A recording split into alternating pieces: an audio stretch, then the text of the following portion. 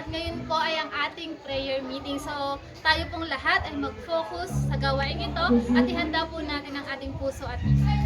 So tayo pong lahat ay pangungunahan ng Soul Sisters Care Group at ng Elion Sisters Cell Group. Sa Diyos po ang papuri.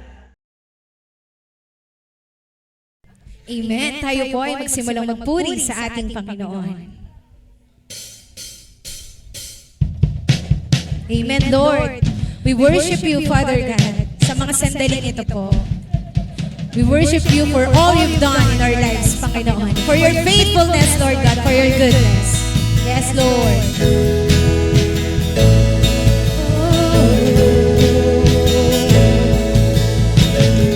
My Savior, Redeemer, lifted me from the miry clay.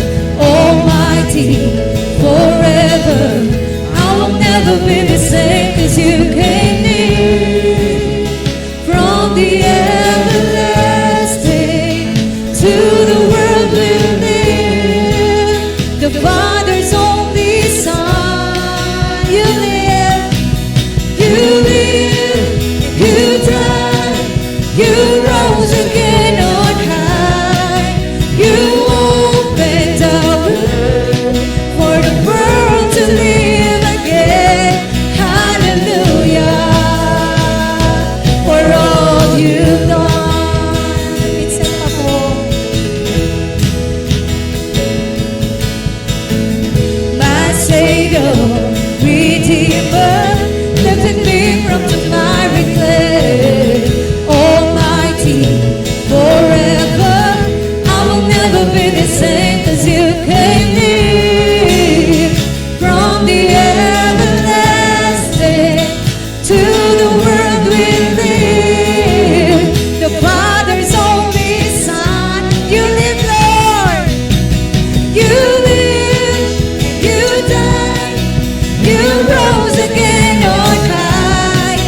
You opened the way for the world to live again. Hallelujah, sing hallelujah, for all you've done. You live, and you die. Yes, God, thank you, Father God. You opened the way for the world to live again. Hallelujah, for all you've done. 'Cause you came near from the everlasting to the world we live.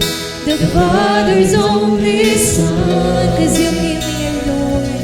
'Cause you came near from the everlasting to the world we live.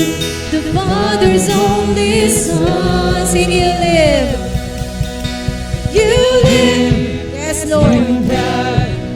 You rose again on high. You opened the way for the world to live again. Hallelujah. Sing hallelujah to Jesus. For all you've done. Sing, you live. You live and you die. Thank you, Father God. You opened the way for the world to live again. Hallelujah. Sing hallelujah. Hallelujah. Hallelujah. For all you've done. Yes, Lord. Hallelujah for all you've done, Panginoon. Sa lahat nga po ng iyong ginawa, aming Ama, ang papuri po ay tanging sa iyo. At sa patuloy po naming pagpupuri, Lord God, we truly found a safe place in you, O Lord. That under your grace, your mercy amazes us, Panginoon. Hallelujah. Yes, Jesus. Thank you, Lord.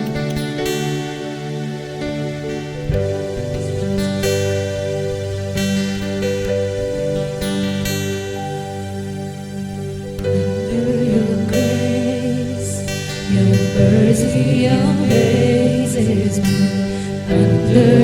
wings. Your shadow covers me, your promise of love. Where my heart is safely on the run. Speak to me, Lord.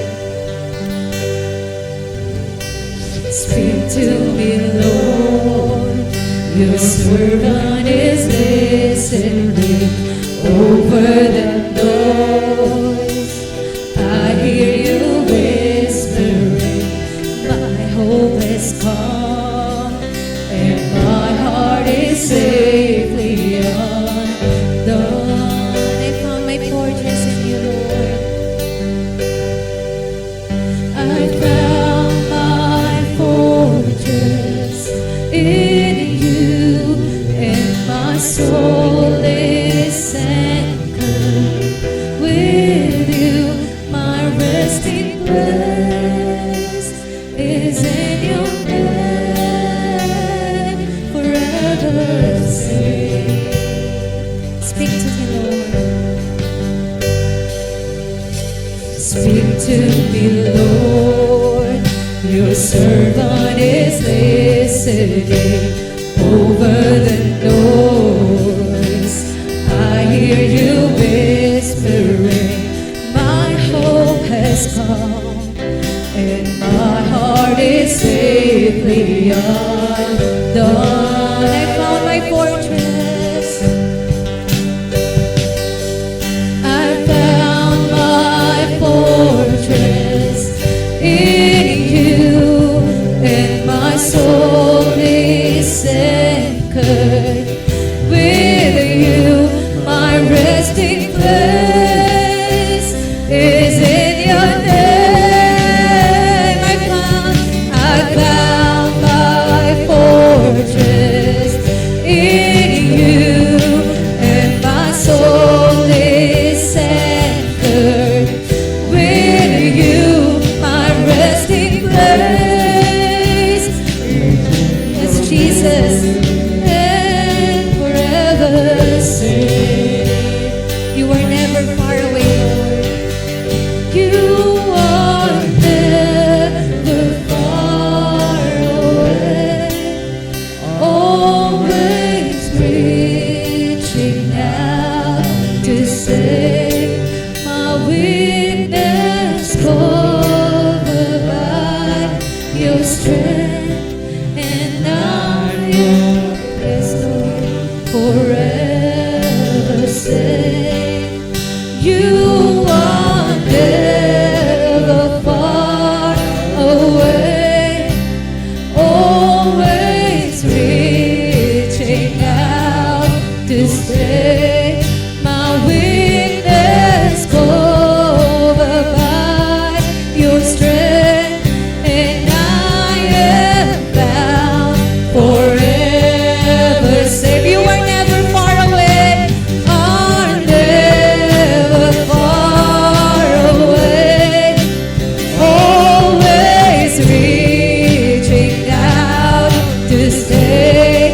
My weakness covered by your strength, and I am bound forever safe. You are never far away, always reaching out to save. My weakness covered by your strength, and I am bound forever safe. I found my fortress in you, yes, God. My soul is anchored with you. My resting place is in your name. I found my fortress in you, and my soul is anchored with you. My resting place is in your name,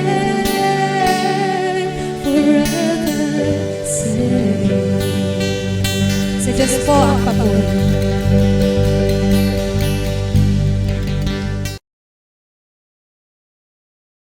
Manalangin po tayo. Ama naming Diyos na pinakadakila at pinakamakapangyarihan sa lahat, Lord God, maraming salamat po sa panibagong araw at kalakasan. Maraming salamat po sa mga blessing na aming natatanggap sa pang-araw-araw. Patawarin niyo po ang aming mga sala, sinasadya man po ito o hindi, sa isip, sa salita at maging sa gawa. Ito na nga lang po ang aming samot dalangin sa pangalan ni Jesus. Amen. Isang mapagpalang gabi po sa ating lahat. Nawa po ang lahat po ay mabless po sa gabing ito sapagkat itong gawain nito ay alam ko naman po na ay talagang makakalugod po sa atin. Ngayon, samahan niyo po ako sa aking panalangin bago po ako magsimula sa pag-word ko po. Tayo po ay tumungo. Panginoon, salamat po sa pagkakataong ito. Panginoon, na pinili mo ang abang lingkod mo. Panginoon, na magpahayag, Panginoon, ng iyong magagandang salita. Alam ko po, Panginoon, na may sasabihin ka sa bawat isa sa amin. Kaya nawa ang iyong banal na Espiritu, Lord, ang siyang pumaloob sa bawat isa sa amin, Panginoon. Naririto man, Panginoon, sa kanilang tahanan, or naandun man, Panginoon, kung saan man sila, Panginoon, naroon. Nawa, Panginoon, lagi mo po kaming gabayan, Panginoon, at hinihingi ko po, Panginoon, ng iyong abang lingkod. Nabigyan niyo po at pagkalooban niyo po, Panginoon, ng wisdom, Panginoon, sapagkat nais po namin na ikaw ang mahayag sa gabing ito at hindi po ang sarili ko po, Panginoon. Ikaw ang makita nila, Panginoon. Alam po namin, Panginoon, na may magandang mensahe ka sa amin na siyang magagawa namin sa bawat araw-araw, Panginoon. Maraming salamat, Lord God, at humihingi po kami ng kapatawaran sapagkat kami ay nagkakasala sa iyo, Panginoon, sa bawat araw. Gayunpaman, Panginoon, ito po ang aming pagkakataon. Ito po ang opportunity na muling pakalinisin, Panginoon, ang aming mga kasalanan. Ito lang po ang aking samot dalangin, Panginoon, sa matamis na pangalan ni Jesus. Amen. Magandang gabi po ulit. Kung atin pong babalikan yung nakaraang buwan, ang pinag-aralan po natin is about victorious Christian life. And ngayon naman po, ang theme naman po natin is about faithfulness ngayong buwan na to. So, pag sinabi pong faithfulness or faithful, sa Tagalog po, ito po ay yung pagiging tapat natin or yung katapatang hindi nagbabago sa atin. Yung pagiging loyal natin. Pag sinabing loyal, dapat sa lahat po ng aspect ng life natin, makikita to. Hindi lang sa pagiging faithful kay Lord, pagiging faithful sa mga asawa natin or sa trabaho. Dapat masasalamin po sa ating katauhan yung pagiging faithful natin. So, ayon po sa Galatians 5, verse 22, fruit of the Spirit is love, joy, peace, patience, kindness, goodness, faith, gentleness, and self-control. Against such things, there is no law. So, sinasabi po dito na ang tinataglay daw po dapat ng isang tao o isang tunay na lingkod ng Diyos, dapat meron daw pong love, joy, peace, patience, kindness, goodness, and kasama po dyan yung salitang faith. Dapat hindi po yan mawawala. So, napaka-importante po pala nun na kasama pala yung pagiging faithful natin or pagiging tapat natin. Kasi, isa po yan sa dapat taglayin talaga ng bawat tao. O yung taong talagang tunay na sundalo ni Lord. Kaya po, pinamagatan ko po ito na remaining faithful in faithless times. Or pagiging tapat natin sa kabila ng mga panahong kinaharapan natin na sobrang hinang-hina tayo, yung mga panahong parang gusto na nating sumuko, mga panahon na parang wala tayong kinikilalang Diyos. Kaya gusto ko pong malaman or gusto ko pong i-share sa inyo kung paano maging faithful sa kabila ng mga paghihirap na yun, yung mga hardship na yun. Remaining faithful in faithless times. So, ano po kaya sa tingin natin, mga kapatid?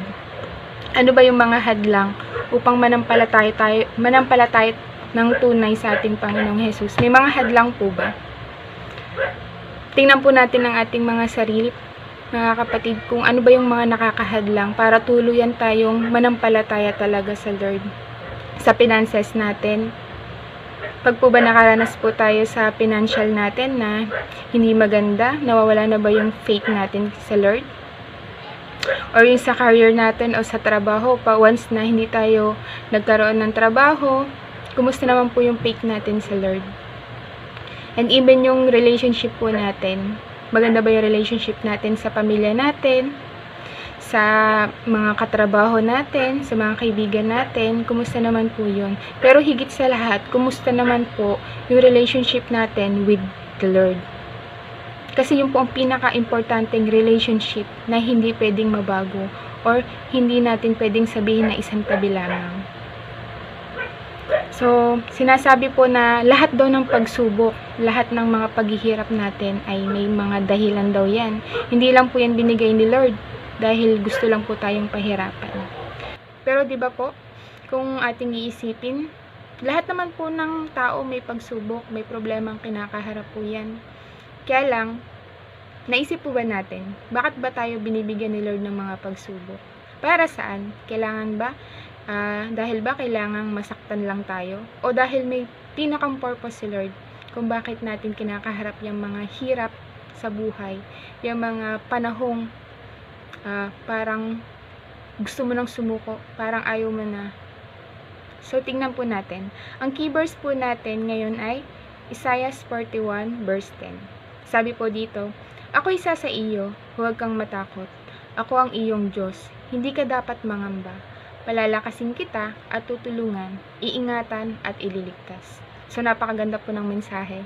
Sabi po doon, huwag kang matatakot. Kahit anuman daw po yung maranasan natin, hinahirap sa ating mga buhay, nandyan daw po si Lord na handang sumama sa atin sa lahat. Na handa po na palakasin tayo sa tuwing tayo ay nanghihina. Tutulungan niya tayo at ililigtas. Alam niyo po, kung ating iisipin, 'di ba? Pag po maganda yung nangyayari sa buhay natin, parang lahat, everything is okay. Na wala tayong parang problema sa financial, wala po tayong problema sa ating career, sa ating mga trabaho, yung relationship natin sa ating mga asawa, sa ating mga kaibigan, okay. Pero, yung faith kaya natin. Pero, ang sarap po kasi magpuri, di ba? Pagka wala tayong dinaranas na mga kahirapan sa ating buhay. Pero, hindi po makikita kasi yung pagiging faithful natin kay Lord kung wala pong daranasin tayong hirap eh. Kasi, okay naman ang lahat. Wala naman tayong problema. Alam niyo po, once na nakaranas tayo ng kahirapan sa ating mga buhay, yung akala natin ay hindi natin kaya, doon po tayo susubukan ni Lord kung yung pagiging faithful ba natin sa Kanya ay tapat at hindi nagbabago, o basta ka na lang mawawala dahil sasabihin mo na hindi ako mahal ni Lord kasi pinahirapan niya ako eh, naging lingkod naman niya ako na tunay, pero bakit ganon? Yung mga hinihiling ko hindi natutupad. Bakit niya ako parang pinapabayaan samantalang iba? Hindi mo makikitang may Diyos sa buhay nila pero okay naman ang buhay nila. Yun ang hindi po natin naiisip, 'di ba? Minsan, sa totoo lang po. Especially pag po yung finances natin, 'di ba? Parang nagkukulang na wala na tayong panggastos, puro utang na lang. Yung bang faith natin kay Lord, okay pa ba? O sasabihin natin na akala ko po ba, Lord, nandyan ka lang, bakit ngayon parang wala na, puro utang na lang. Minsan sa tao po tayo nagtitiwala pa eh, na sa kanila tayo kumakapit sa kanila, pero dapat hindi, 'di ba? Dapat kay Lord tayo unang lalapit at tatakbo sa Kanya. Even sa career po natin or sa ating mga trabaho, 'di ba? Minsan may hinihiling tayo na trabaho na gusto natin. Nasabi mo, Lord, gusto ko pong maging teacher. And then, nag-teacher ka. Tapos, hindi ibinigay sa'yo ni Lord. Bakit kaya? Kasi, minsan kailangan talagang pahirapan ka muna ni Lord. Kailangan makaranas ka muna ng mga sakit para once na nakuha mo to, parang sarap kasi sa pakiramdam, diba? And meron talaga siyang mas magandang purpose sa'yo. Bigyan ko lang po kayo ng example. based na rin po sa experience ko. Before po kasi, ang kinuha ko po talagang course is Bachelor of Science in Information Technology. And then, na-realize ko po na gusto ko pala mag-teacher, nag-change career ako. Tapos, sabi ko kay Lord, Lord, gusto ko po maging teacher. Kaya lang, nung nag-try po ako mag-teacher, sabi ko, Lord, ito po yung gusto ko, pero bakit hindi ko siya makuha-kuha? Until such time po, na na-realize ko ngayon na kaya pala hindi to binibigay sa akin ni Lord kasi may mas maganda siyang purpose po talaga eh. Alam niyo po kung bakit. Kasi nung mga panahon po na gusto kong mag-teacher, kasi iniisip ko po nun yung mag-aalaga talaga sa anak namin eh. Ang hirap po kasing maghanap po ng mag-alaga talaga ng bata. So, ayun po, naranasan ko nun, parang iba-iba yung nag-aalaga dun sa anak ko. Parang nakasampung yaya po ata ako nun. Kasi nga po, kailangan ko magtrabaho eh. Kailangan po talaga. Kaya naisipan ko mag-teacher. Pero mali yung thought ko na kung bakit gusto kong mag-teacher eh. Dapat pala sinasangguni ko din to kay Lord. And ngayon, sobrang thankful po ako. Kaya po pala hindi yun natutupad kasi may mas maganda siyang ibibigay sa akin na trabaho. And ngayon po, finally, nandito na po ako sa bahay lang nagtatrabaho. Kasi kahit na po umalis man ako, or kahit po may nandito lang yung anak ko, nababantayan ko po siya. Kaya na-realize ko po talaga na may mas magandang plano sa Lord. And even po dun sa pagkakaroon natin ng sakit or illness. Di ba po minsan pagka may sakit tayo, lalo na yung mga may cancer, leukemia, minsan tayo nagtitiwala sa doktor po, di ba? Hindi kay Lord. Sasabihin natin na, Doktor, kaya na po ang bahala ha. Ang buhay ko po ay inilalaan ko na po or isinosurrender ko po sa iyo sapagkat ikaw po yung nakakaalam ko anong makakagamot po sa sakit kong ito. Pero, di ba dapat mismo kay Lord po tayo tumatakbo talaga? Direct sa Kanya? Kasi siya yung talagang nakakapagpagaling ng lahat ng sakit dito. Lahat ng nararamdaman natin na sakit. And kung atin pong iisipin din sa nangyayari sa atin ngayon sa present time na meron pong pandemic, merong virus, di ba po? Yung mga panahon na yan, yung mga pandemic na yan, kumusta po yung pagiging faithful natin kay Lord? Lalo bang yumabong? Lalo ba tayong lumapit sa Kanya? O lalo tayong nawalan tayo sa Kanya ng pagiging faith? Nawalan na tayo ng faithful sa Kanya kasi sinabi natin, Lord, bakit mo kami binibigyan ng ganitong mga kahirapan sa buhay? Nang dahil sa pandemic to, nawalan ng trabaho, nawalan ng pagkain, nasa bahay lang, nagkaroon pa ng sakit. Pero, lahat po ng ito, yan po ay binibigay talaga ni Lord upang tayo ay maging malakas. And even sa relasyon po, sa ating mga asawa, sa ating mga boyfriend, girlfriend. Di ba pag meron tayong mga boyfriend, girlfriend, asawa, sasabihin na, loyal ka ba? Faithful ka ba sa Kanya? So, ganun din po yun. Parang katulad din sa relationship with the Lord. Kung faithful ka sa asawa mo, faithful ka sa mga girlfriend, sa girlfriend at saka sa boyfriend mo, sana ganun din kay Lord. Naging faithful ka din. Kasi, yan po yung sinasabi na relationship na hindi dapat isinasantabi natin. Dapat inuuna natin na una sa lahat, bago tayo maging faithful sa ibang bagay, dapat faithful muna tayo kay Lord. Even yung pagkakaroon natin ng mga devotion, faithful ba tayo sa pagsunod sa Kanya? Na gawin natin yung mga devotion natin? Sana po kapatid, atin pong pagkaisip-isipin po yung pagiging tunay na tapat na lingkod natin talaga sa ating Panginoong Jesus. And tingnan po natin sa Hebrews 11 verse 6. But without faith, it is impossible to please Him, for he who comes to God must believe that He is, and that He is a rewarder of those who diligently seek Him. O diba po? Napakagandang mensahe. Sabi, sa tingin ba natin, mapiplease o malulugod ba natin ang Panginoon? Kung wala naman tayong tunay na katapatan sa Kanya, saan po ba tayo nakakita ng tapat? Tapat tapos nakakalugod tayo sa Kanya. For example, sa mga asawa natin, hindi naman tayo naging tapat sa Kanya. Ibabalik ba ng asawa natin yung katapatan sa atin o sa mga boyfriend natin, sa girlfriend natin? Magiging tapat din ba sila sa atin kung tayo mismo ay hindi tapat sa Kanya? And sinasabi din po daw dito na kung sino man po yung mga taong lumalapit sa Panginoong Jesus ay bibigyan daw po ng reward.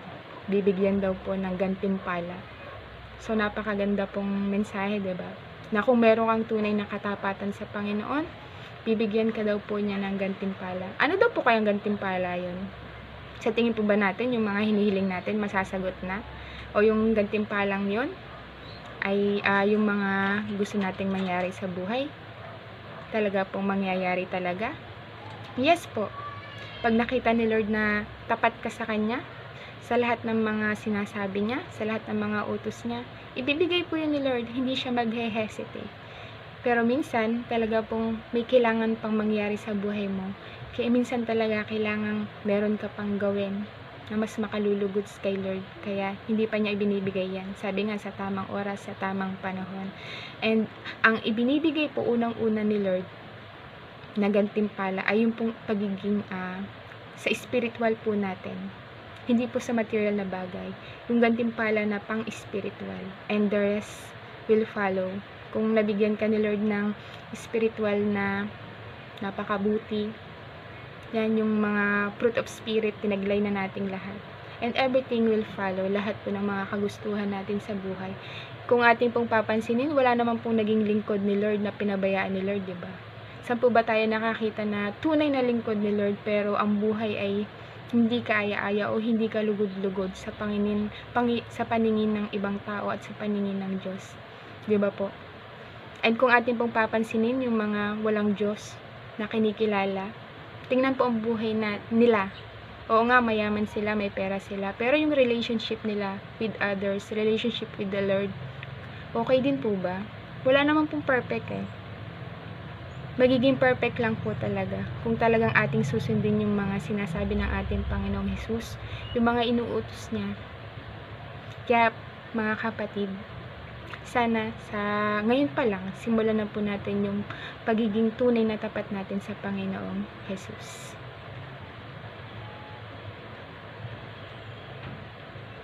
And ngayon naman po, paano naman po kaya tayo magiging faithful kay God? Or how to be faithful to God? Number 1 po is come to Jesus. O lumapit daw po tayo sa Panginoong Jesus. Ito po yung mga paraan para talagang maging faithful tayo kay Lord.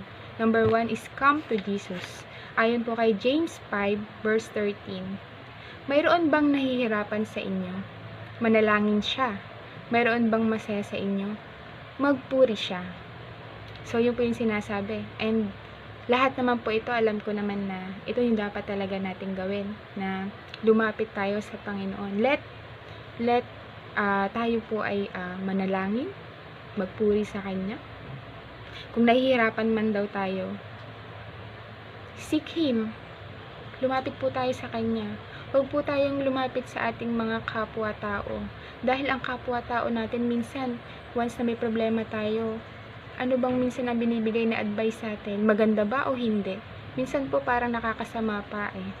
Dapat po, sabi po dito na gawin nating best friend ang ating Panginoon. Pag may problema tayo, sa Kanya tayo lumapit. Directly. Sa Kanya lamang po. Dahil siya lang yung may solusyon sa lahat ng mga nararamdaman nating hirap, sa mga nararamdaman nating pagsubok. At kung masaya naman daw po tayo sa nararamdaman natin, sa mga nararanasan natin, magpuri naman tayo sa Kanya. Matuto naman po tayo magpasalamat. Dahil alam naman po natin na siya lamang at walang iba. At lahat daw po ng alalahanin natin ay bring it to God. Lahat, tell it to Him. Lahat po ng naranasan natin, lahat daw po ng mga pangailangan natin ay ibibigay ni Lord yan. Sabi nga po, God will provide. And totoo po yan. Naranasan ko na po din yan sa aking buhay na sabi ko, wala na po akong pera. Sabi ko, paano na? Wala na po akong pambiling ulam. Wala na po akong maibili. Pero, magugulat ka na lang na bigla na lang may dumating na blessing. Sabi ko, talagang tunay talaga si Lord. Kikilos siya, may paraan siya eh. Once na ibinigay mo sa Kanya yung mga alalahanin mo. And then, meron siyang gagawing mga bagay na unexpected or nakakabigla. So, ganun po sana tayo. Lumapit tayo lagi sa Panginoong Jesus. At kung matatandaan niyo po, yung kwento po sa Bible, yung pagtawid ni na Jesus kasama yung mga disciple nila, yung pagtigil po ng bagyo. Tingnan po natin yung magiging faithful ng mga disciple ni Jesus, kung naging tapat ba sila or naging tunay. Alam niyo po, si Jesus, kaya niya pong patigilin lahat eh, even the wind, even the water. Natutulog po daw nun si Jesus sa bangka at kasama niya po yung mga disipulo niya. Natakot po yung mga disipulo niya kasi nga po ang lakas ng hangin, tapos may paparating na bagyo. Tapos po yung tubig ay ang lakas na po ng alon. Natakot sila. Sabi nila, ginising nila si Jesus, sabi, Jesus, patigilin niyo po yung tubig, patigilin niyo po yung hangin. Sinabi ni Jesus doon sa Marcos 4 verse 35 to 41. Sabi po sa verse 35 sa 36. Kaya nga nang pauwi na nila ang napakaraming tao, sumakay sila sa bangka na kinalulunanan ni Jesus, ngunit may kasabay siyang ibang maliit na bangka at dumating ang malakas na bagyo. Sinasalpok ng mga alon ang bangka na anupat halos mapuno ito ng tubig. Si Jesus ay nasa hulihan at natutulog na may unan. Ginising nila siya at sinabi, Guro, bale wala ba sa iyo na ito ay mapahamak? Bumangon si Jesus, kanyang sinaway ang hangin at sinabi, Pumanatag ka, at sinabi niya sa alon, Pumayapa ka. Tumigil ang hangin at nagkaroon ng lubos na kapayapaan. Sinabi niya sa kanyang mga alagad, Bakit kayo lubhang natakot? Paano nagkagayon na wala kayong pananampalataya? Nagkaroon nga sila ng matinding takot at nagsabi sila sa isa't isa, Sino nga ba ito? Maging ang hangin at alon ay sumusunod sa kanya. Dito po masusubok yung pagiging faith ng mga disipulo nila. Kasi kung tunay po talaga sila na nananampalataya kay Jesus, hindi sila magkakaroon ng takot dun sa bagyo, dun sa hangin. 'Di ba po? Kaya sinabi ni Jesus, wala ba kayong pananampalataya? So, ganun din po sa ating mga buhay. Once na binigyan tayo ng mga dagok sa buhay, mga kahirapan sa ating buhay, dapat ba tayong matakot? Dapat ba tayong mag-doubt sa Kanya, kay Jesus, sa Panginoon natin? Di ba po, dapat hindi. Mas lalo pa dapat tayong kumapit sa Kanya at tumawag lalo sa Kanya sa kabila ng mga pagsubok natin. Dahil pagkatapos po ng mga pagsubok na yon, magiging maganda po yung outcome sa buhay natin. Magkakaroon po tayo ng kapayapaan at tunay na kaligayahan. At ngayon naman po yung number 2, kung ang number 1 po ay come to Jesus, kung paano po maging isang faithful talaga. Ngayon naman po, ang number 2 naman po ay believe that God is able. Ayon po sa Mark 5 verse 36.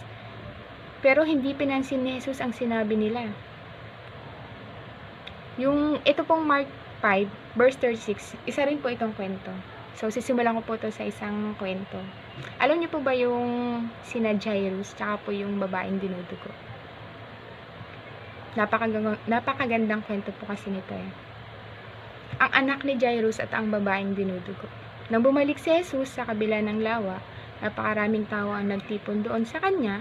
Pumunta rin doon si Jairus na namumuno sa sambahan ng mga Hudyo. Pagkakita niya kay Jesus, lumuhod siya sa paanan nito at nagmakaawa.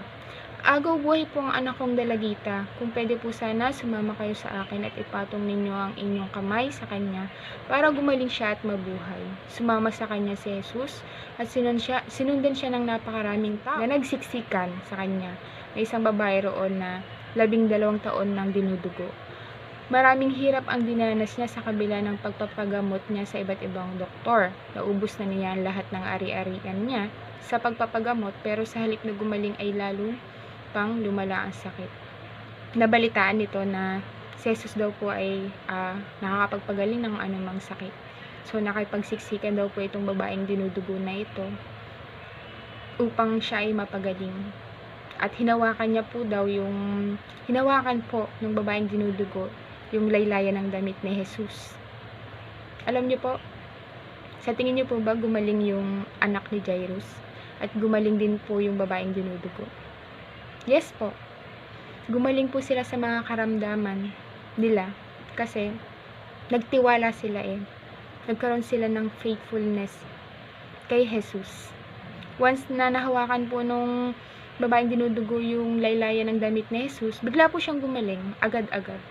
Gayon pa man kay Jairus po, dun sa anak niya, namatay po yung bata. Pero, nung namatay po yung bata, sa tingin niyo po ba, nabuhay muli? Pero dahil po sa katapatan ni Jairus, na hindi siya nag-alinlangan, hindi siya nag-doubt kay Jesus na mapapagaling niya talaga yung bata. Yes po, gumaling po siya. Gumaling po yung anak ni Jairus. So, ganun po din sa ating mga buhay, mga kapatid, na kung meron po talaga tayong nararamdaman, nakalungkutan, paghihirap sa ating mga buhay, patuloy po tayong tumawag at maniwala na ang Diyos lang po ang makakapagpagaling sa ating mga karamdaman, na God is able, na kayang-kaya niyang pawiin lahat ng sakit, lahat ng mga nararamdaman nating hardship sa ating mga buhay. Sana maging strong po tayo. Katulad po ni Jesus. Maging strong po tayo dahil bilang isang lingkod ni Lord, kailangan po natin talaga maging matatag. Dahil kung ikaw po ay tunay na lingkod, marami po talaga tayong daranasin na mga hirap sa buhay. Tutuligsain tayo ng ng ibang tao sa ating pagsamba sa ating tunay na Diyos, na nangyari din po sa mga disipulo niya ni Jesus noon pa man. So atin pong pakatandaan kung paano po ba maging faithful sa ating Panginoon. Una po is come to Jesus, and number 2 is believe that God is able. Kahit ito lang pong dalawang to, pakatandaan po natin na dumapit lang tayo sa Panginoon once na meron tayong mga nararamdaman na hindi maganda, na sinusubok tayo ng panahon, o parang gusto na nating sumuko talaga. And number 2, once na tinanggap na po natin at lumapit tayo sa Panginoon at ibinigay natin sa Kanya, sinurrender natin lahat ng mga hirap, lahat ng mga nararamdaman natin, maniwala naman po tayo na kaya ni Lord yan. So, kung meron tayong mga kahilingan sa ating mga buhay na hanggang ngayon hindi pa rin po natutupad, lumapit tayo sa Panginoon natin, pag-pray natin yan, and then maniwala tayo na ibibigay yan ni Lord. Sa tamang panahon ibibigay. Meron lang po talagang nais na gawin pa si Lord sa ating mga buhay.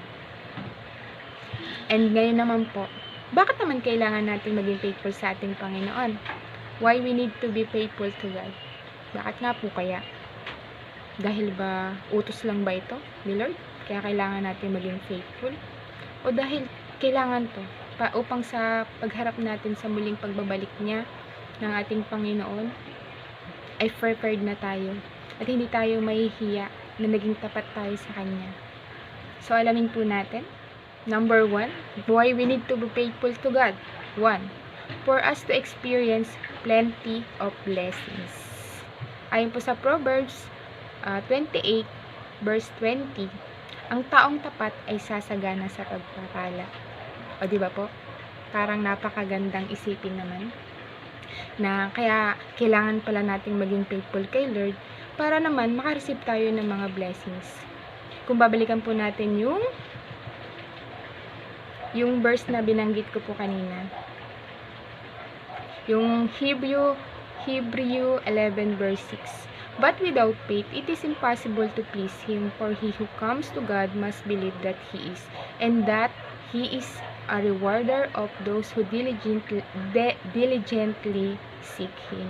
So, ito din po yun mga kapatid na sinasabi po na makakatanggap daw po tayo ng reward, makaka-experience tayo ng maraming blessings, sasagana ang ating buhay, magkakaroon tayo ng pagpapala, kung bakit kailangan natin maging faithful talaga kay Lord.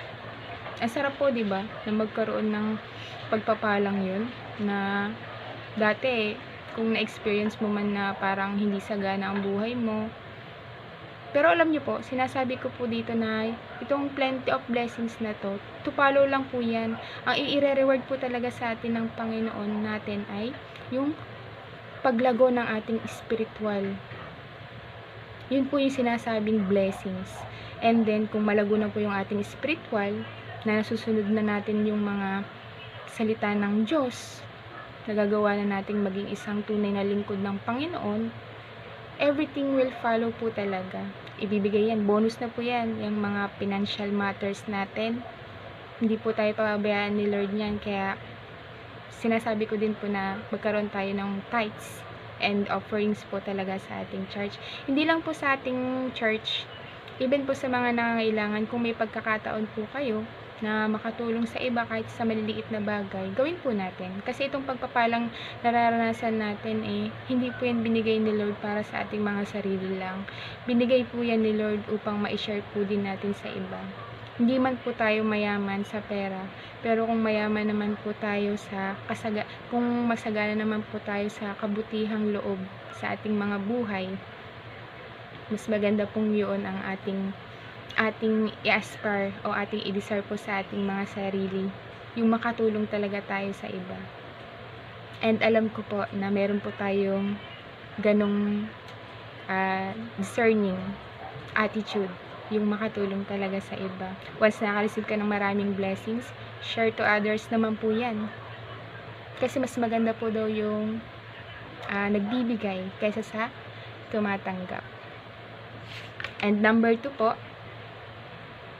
bakit po kailangan maging faithful tayo sa Panginoon? Number 2, because all the time, God remains faithful.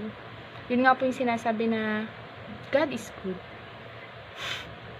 Which is true po talaga yan. Because all the time, God remains faithful. Meron po bang mga panahon na iniwanan tayo ng Panginoon?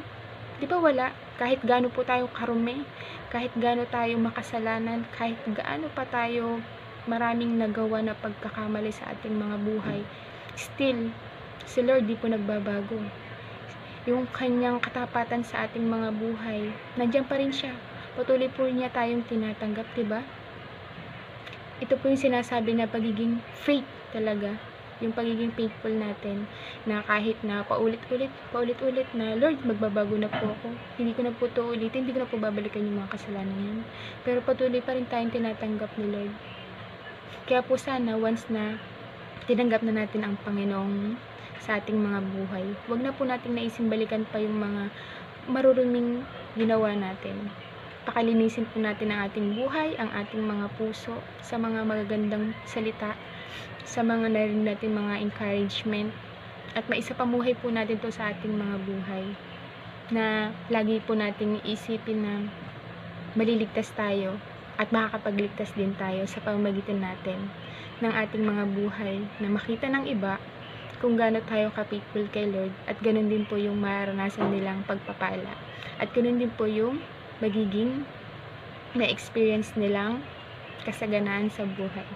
Sabi po sa Lamentations chapter 3 verse 22 to 23, "The steadfast of love of the Lord never ceases.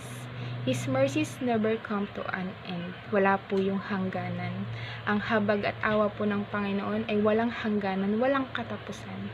Pero sana naman po mga kapatid, wag naman po nating abusuhin na pagkat alam natin na walang hangganan at marami tayong pagkakataon na humingi ng tawad, ay paulit-ulit po nating gagawin yung mga kasalanan na alam naman nating hindi nakakalugod sa Panginoon. Kaya mga kapatid, pagkaisipin po natin ito. Because all the time, God remains faithful. Kaya kailangan po natin maging faithful din. Kung si Lord nga faithful sa atin, ano pa kaya tayo? Ano pa po kaya tayo? Di ba po? And ngayon naman po, mag-iiwan po ako sa inyo ng isang katanungan. Can we be faithful to God? Kaya ba natin? Sana po, yes. Oo. Kayang-kaya natin maging faithful kay Lord. Dahil nga po, sabi nga, God remains faithful. Never ceases. And hindi daw po nauubos, hindi natatapos. Kahit anumang gawin nating mga pagkukulang, pagkakasala, tatanggapin pa rin niya tayo. Basta't nakikita ni Lord yung desire ng mga puso natin, na gusto nating magbago, na gusto nating magpasakop sa Kanya, na gusto nating maglingkod sa Kanya ng tunay at tapat. So yes, can we be faithful to God? Yes, mga kapatid. Kaya sa ngayong gabing ito, sana po ang lahat po ay nagkaroon po ng kaisipan sa pagiging tunay na katapatan sa ating Panginoong Hesus. At ganoon din po pa sa ating mga pamumuhay in all aspect of our life. Nawa ay taglayin po natin itong pagiging faithful natin, mga kapatid. Conclusion po. Jeremiah 17 verse 7 to 8. The man who trusts in the Lord, whose confidence indeed is the Lord, is blessed. He will be like a tree planted by water. It sends its roots out toward the stream. It doesn't fear when heat comes and its foliage remains green. Napakaganda pong mensahe. Sabi po dito na yung mga taong tunay na naglilingkod, lagi daw pong magkakaroon ng parang fresh, parang ang isang halaman na namumunga or nakatanim malapit sa may tubig. Na kung ikaw po ay nakatanim sa halaman na malapit sa tubig, magiging fresh ka po. So, ganun po din sa tao. Kung tayo po ay laging humihingi ng gabay sa ating Panginoon at sinusunod natin siya at kalugod-lugod sa Panginoon ang ating mga ginagawa, magkakaroon din tayo ng ganong pagpapala na hindi niya tayo pabayaan, na magiging mananatili po tayong fresh sa Panginoon o fresh sa ating mga pamumuhay. So, ganun po. Lagi po nating pakatandaan. Remains faithful, whatever it is, kahit anumang hirap ng buhay ang danasin natin. Manatili tayong tapat sa Panginoon at mas lalo tayong tumawag sa Kanya at wag mawalan ng pag-asa dahil ibinibigay po ni Lord yung mga hirap na yan, yung mga pagsubok na yan, sapagkat nais ng Lord na mas lalo kang lumapit sa Kanya at tumawag sa Kanya. Hindi sinabi ni Lord na ibinigay ko to sa'yo upang lumayo ka sa akin at tumalikod ka. Sinasabi ni Lord na lumapit ka sa akin sapagkat lahat ng paghihirap na ito ay may kapalit, may reward na mas maganda. Kaya lagi po natin pakaisipin, how can we be faithful to our God? Number 1 is come to Jesus. Lumapit po tayo sa Panginoon natin. And number 2, lagi natin isipin na God is able, na magagawa ni Lord yun. Lahat ng solusyon, lahat ng mga sakit, lahat ng mga financial problem natin, lahat ng mga relationship natin sa iba na hindi man naging maganda, may solution si Lord dyan, mga kapatid. Kaya po, yun po ang ating isipin. At bakit ba kailangan natin maging faithful sa ating Panginoong Jesus o sa Panginoon natin? Bakit? Dahil bibigyan niya daw po tayo ng mga plenty of blessings, hindi tayo mauubusan. Kasi alam ni Lord, wala pong naging lingkod si Lord na tunay na pinabayaan niya. And last po, because all the time, God remains faithful. Kailangan maging faithful natin sapagkat never, hindi po nagbago ang Panginoon natin. Naging tapat siya sa atin. Kaya sana maging tapat din po tayo. At maraming salamat po sa pagkakataong ito. Nawa po ang lahat ay may natutunan sa gabing ito at ang mga narinig po natin ay maisapamuhay natin sa ating buhay. Magawa po natin maging faithful sa lahat ng bagay. Maging tapat po tayo. At higit lahat ay magkaroon tayo ng tapat na relasyon sa ating Panginoong Jesus. Ngayon po ay tumungo po tayo. Panginoon, salamat sa pagkakataong ito sapagkat nakapaghayag po ako, Panginoon, ng mga salita mo na alam ko po na sadyang makakapagbigay ng kaluguran sa bawat isa, Panginoon. Nawa, Panginoon, ang aming mga narinig ay aming maisapamuhay upang ma-share din po namin sa iba na maging tapat kami, Panginoon, sa lahat ng bagay. Maging tapat kami, Panginoon, higit lalo sa iyo sapagkat ikaw lamang, Panginoon, ang nag-iisang Diyos na sadyang hindi nagbabago at walang katapusan, Panginoon, ng iyong katapatan at pag-ibig sa amin, ang habag at awa mo sa amin, Panginoon. Nawa, Panginoon, ay isapamuhay namin to sa bawat araw, Panginoon, sapagkat tinataglay na kailangan namin taglayin itong katangian na ito. The fruit of Spirit, one of the fruit of the Spirit na kailangan namin sa aming buhay, Panginoon. Gabayan niyo po kami, Panginoon, sa bawat araw. At ilagay niyo po kami, Panginoon, sa tamang direksyon, Panginoon. Kaya nagpapasalamat kami sa anumang lahat ng pagsubok na dinaranas namin. Hindi man namin nakakamit ngayon, Panginoon, yung mga kahilingan namin sa buhay. Nakakaranas man kami, Panginoon, ng mga masasakit, ng mga pagsubok na akala namin hindi namin kaya. Pero alam namin, Panginoon, sa kabila nito na meron kang magandang plano at may maganda kang purpose sa aming buhay. At mas maganda ang plano mo, Panginoon. Nawa, lagi ko ang kumilos sa amin. At huwag po ang mga plano namin, Panginoon, ang siyang mangyari, kundi ang plano mo, Panginoon. Ito po ang aking samot dalangin sa matamis na pangalan ng Jesus. Amen.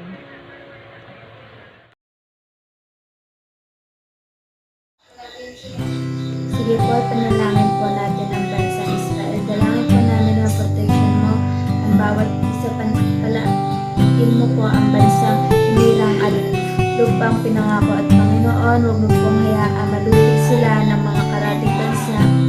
Nilapit din po namin ang mga pinuno simulang pinakamataas at mababang katungkulan. Bigyan mo po sila ng karunungan upang mapamahalaan nila ng maayos ang bansang ito. Hipuin mo po ang kanilang puso upang manumbalik sila sa iyo. At pagpalain mo po sila sa lahat ng area ng kanilang buhay. At lagi mo pong patunayan na ninirahan ka at kailanman di mo sila iiwan o pinabayaan. Tayo po ay manalangin at damhin ang presensya ng ating Panginoon. Dakilang Diyos na makapangyarihan sa lahat, pinupuri ka po namin at pinasasalamatan. Lord, kami po ay lumalapit sa iyo para sa kahilingan na kami ay iyong proteksyonan laban sa sakit ng COVID-19 na kumitil na ng maraming buhay, Lord. Naway gabayin mo po ang bawat isa sa amin, Lord, lalo na ang mga frontliner na ibinubuwis ang kanilang sarili laban sa pandemya ang ating kinakaharap upang masugpo na ang sakit na ito, Lord. Pinapanalangin po namin ang lahat ng naapektuhan ng pandemya nito, Lord. Nawa ay ilumin mo po ang kanilang karamdaman, Lord.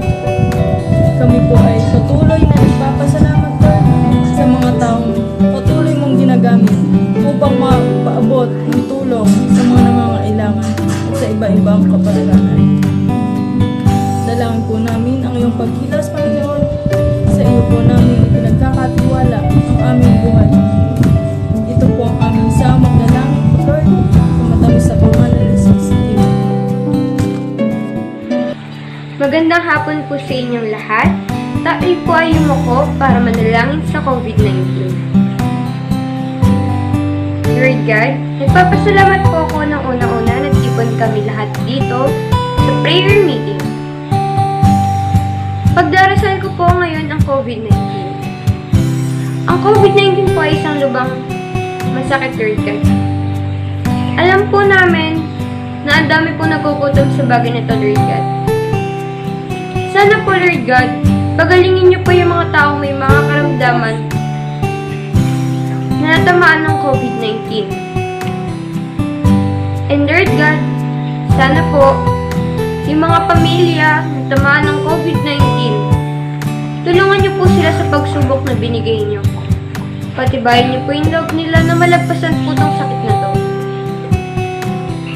Pero kahit masakit yung dinaranasan namin ngayon, Lord God, ipapasalamat po kami, Lord God. Kasi ang dami natutunan ng bawat isa, Lord God.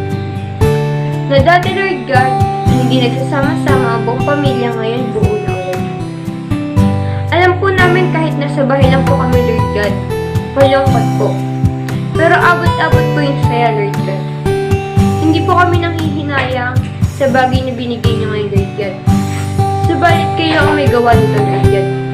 Kahit masakit sa amin, Lord God, dahil sa COVID na dinaranas namin ngayon, Lord God. Hindi niyo pa rin po kami pinapabayaan. Lord God, ang tanging hiling lang po namin matapos itong COVID-19 na to at pagalingin niyo po yung mga may karamdaman. Pagalingin niyo po yung may mga malulubang sakit din. Sana magkaroon sila ng masagana at magandang kalusugan, Lord God. Patibayin niyo po yung loob nila, Lord God. Salamat dahil kahit papaano po ngayong COVID-19, Lord God, may mga matutunan po kami ngayon. Mga bagay na hindi namin natutunan dati, ngayon natutunan namin isa-isa. Kayo na po bahala sa amin, Lord God, sa bawat isa. Iligtas niyo po yung mga pamilya, Lord God, na wala pang sakit. At ipapasalamat po kami dahil sa dumating na vaccine sa amin. Tinurukan yung mga tao upang maligtas itong mundong to. Salamat po sa bagay na binigay niyo. At matapos na po sana itong COVID-19 na to. Ito lang sa dalangin. In Jesus' name we pray. Amen. Sige po, tayo po ay patuloy na manalangin para sa ating departments. Yes, Lord, Lord Jesus, Panginoon, maraming salamat po sa panibagong araw na patuloy mo po pinagkakalog sa bawat isa. Lord, ganun po, maraming salamat din po sa mga blessings na patuloy mo po pinagkakalog sa bawat isa. Dahil Lord, alam mo po ang pangangailangan ng bawat isa. Lord, Panginoon, gabayan mo po ang bawat isa sa amin, Lord, Panginoon, ang mga leaders po, Panginoon, ang lahat po ng sangay ng departments, Panginoon, tulungan mo po sila. Bigyan niyo po sila ng sapat na kalakasan na nanggagaling sa inyo, dahil Lord, ikaw nga po yung nagbibigay ng kalakasan na kailangan ng bawat isa, Lord. Kaya lang po nakakaalam kung ano po kailangan ng bawat isa sa amin. Lord, pinawag po sila sa matinang tinangalan, sa matinis na pangalan ni Jesus. Amen. Panginoon, maraming salamat po sa mga buhay ng pastor at mga leaders na lagi pong nandiyan para tayo ay gabayan at magbahagi ng iyong salita, Panginoon. Maraming salamat din po dahil sila po ang ginamit na instrumento para po lalo namin kayo makilala, Panginoon. Nawa po ay gabayan niyo po sila sa kanilang pang-araw-araw at bigyan niyo pa po sila ng faith and wisdom, Panginoon. At i-guide niyo din po sila sa mga bawat pa siyang kanilang gagawin, Panginoon, at maraming salamat po sa pagpapatuloy ng pagbibigay niyo sa kanila ng mga blessing, Panginoon. Nawa po'y palakasin niyo po sila sa pang-araw-araw at i-adyan niyo po sila sa mga sakit, Panginoon. In Jesus' name we pray. Amen. Isang magandang gabi po sa bawat isa sa atin. Alam ko po na pinagpala ang bawat isa. At ano nga po yung title natin ngayon? Remaining Faithful in Faithless Times. So napakaganda po. Purihin po ang Panginoon. At sa gabi pong ito, tayo naman po ay magbibigay po ng offering para po sa ating Panginoon. So basahin po natin ang Lucas chapter 6 verse 38. Sabi po dito, magbigay kayo at kayo'y bibigyan din. Hustong takal, siksik, liglig at umaapaw pa ang ibibigay sa inyo. Sapagkat ang panukat na ginagamit ninyo sa iba ay siya rin gagamiting panukat sa inyo. So napapurihin po ang Lord, no? So sabi po doon, magbigay po tayo. At ang Lord ay magbibigay po ng siksik, liglig at umaapaw po, no? Ang offering po, ito po ay pagtatanim po natin sa salita ng Panginoon na Lord, gusto ko ma-apply to sa buhay ko. Hindi lang po yun maging ang ating pong personal na kahilingan po, no? Mamaya po tayo po'y mananalangin, maging yun po ay itatanim po natin yung bawat binibigay po natin sa Panginoon. At sa bawat tinatanim po natin, ito po ay may balik na pagpapala mula po sa Panginoon. Ano po? At sabi po, kung marami tayong itinatanim, marami din po tayong aanihin. Amen po ba? Amen. So tayo pong lahat ay pumikit at tayo po ay manalangin. Hallelujah, Lord. Purihin ka, O God. Lord, maraming salamat, Panginoon, sa gabing ito. Maraming salamat, Lord God, sa iyong mga salita, Lord, na aming narinig, Lord God. Tunay, Panginoon, na tapat ka sa bawat isa po sa amin, Lord God. Hayaan mo po ang bawat isa, Panginoon, ay magbigay, Lord God, ng ayon sa aming kalooban, Lord God. Patuloy mo pong pagpalain, Panginoon, ang bawat isa.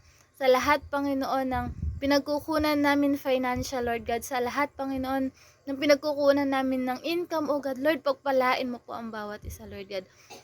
At hayaan mo po, Panginoon, maranasan ng bawat isa ang liglig, siksig, at umaapaw mong pagpapala, O God. Maraming salamat, O Diyos. Ikaw po ang patuloy na magpala sa lahat po ng aspeto ng aming buhay. Maraming salamat, O Diyos. Purihin ka po sa gabing ito. Ito po yung aming dalangin sa pangalan ni Jesus. Amen at amen.